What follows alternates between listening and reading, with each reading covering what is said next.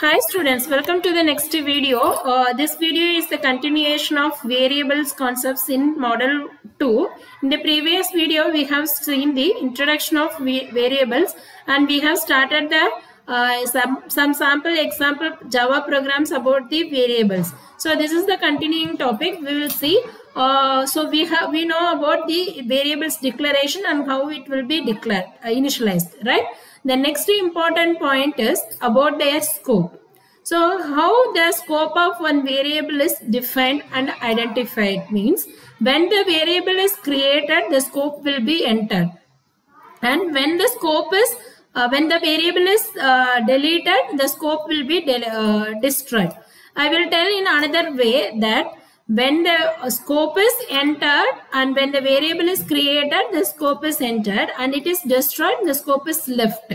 So this is also another one reverse way of identifying the variable scope, right? The next is the variable will not hold its value once it has gone out of scope, right? So we will have one example here. One example class is created. In that main one x variable is created. This x variable is the integer variable. The scope of the variable is started from this statement itself, and it will be valid and it will be persist throughout its void main, because since it is created inside the void main, so the lifetime and scope of this variable will be persist throughout this main. Then next, inside the for loop, what we are doing, we are again initializing the one more variable y equal to -1. So this variable is the local variable. That means this will be exist till this for loop concepts exist. So till the execution of this for loop only, this y variable will be exist. So in this way, we have written one program. We will see how the output will be in Java program. We will see its output in one example. Here the program is written and the class name is scope. In the class name scope, in public static void main, the program is written. So I have saved this file as a scope.java. I am going to execute this program using the command javac scope.java. There is no error. After this successful compilation, I got one class file. I am going to execute that scope class file using the command java scope. Fine. Now we get the output as y equal to -1. What y equal to -1 means? Into y equal to -1 is declared using the system.out.println. Y is -1 is printed. Then again y equal to 100 is reinitialized. That value is printed.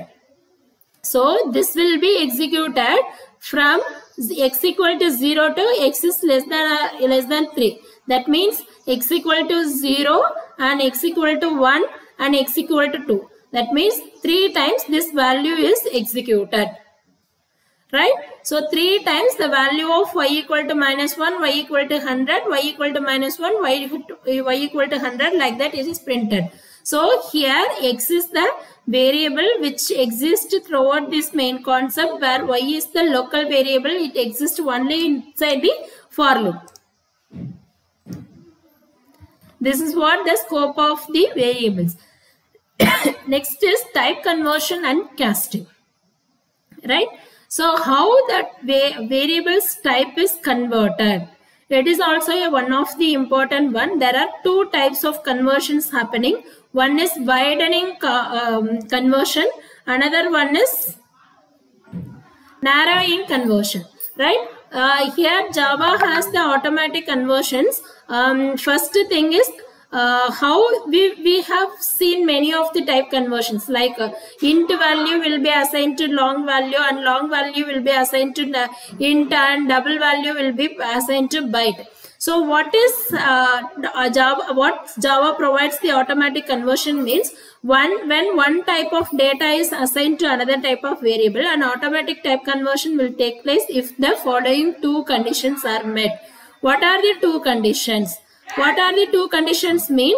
Here, first condition is two types are compatible. If the two types are compatible, then automatic conversion will happen. And one more important thing is the destination type should be larger than its source type. Right? So these two are the two conditions. These two conditions are met. That kind of conversion is called as widening conversion. And what happens if type are incompatible? When you are going to cast two types, that two types are not compatible means that the destination is larger than its what is the condition? Destination should be larger. But if the destination is smaller and source is greater, what happens? Some value will be truncated, right? So what that is called as narrowing. What is that? Narrowing conversions. So we will see here int a equal to, see, int a is defined and byte b is there. Byte b, these two are the two variables, right? Now what is being converted here or casted here means, see, byte b, b is equal to byte of a. What happens here? Byte is a smaller one, destination is smaller and source is greater, right? So what happens? This value, the byte value will be, the assigned a value will be lost. So this is called as truncation one and byte narrowing type of this one. So we will see one more example here, how this can be executed.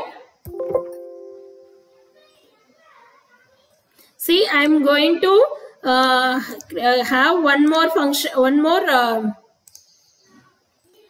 Java program here. See, class conversion is my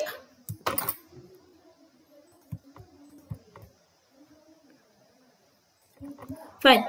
Class conversion is my one class file. In that, I am just opening public static void main and byte b and int I equal to 257, one value is assigned, double equal to d 323.142 is my one value. What happens? First I am going to convert int to byte. So int value is converted into byte. Int equal to I, byte equal to b. So what will happen? The next is conversion of double to int. Similar way, I am going to show some various types of conversion here. What I should save this file as the class with the name of class file. So what is the class name here? Conversion.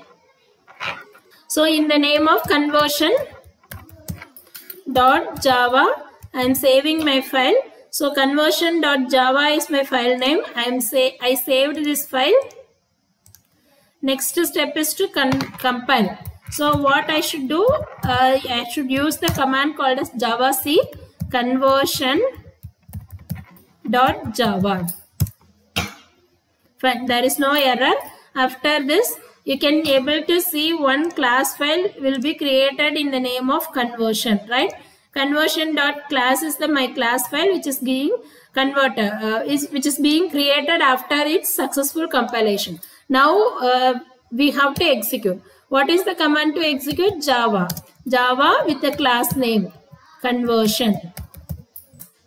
Right? You can able to see the output here now. See, first step is system.out.println conversion of int to byte. So int value is equal to 257 and this one byte equal to 1 byte value is assigned. So I and b will be 257 and 1. Then double, next is conversion of double to int. So double to int means double value equal to 3.23 and this one what is the integer value equal to integer value is 257. So when we are converting this double value into int, this decimal fraction value of double, that means 142 is the decimal fraction. No, that value will be truncated. So finally you will get the whole number as an integer. Then double to byte. Similarly, 323.142 will be converted as a byte as 67. So this is the example of how to convert one variables with respect to narrow conversion and also widening conversion.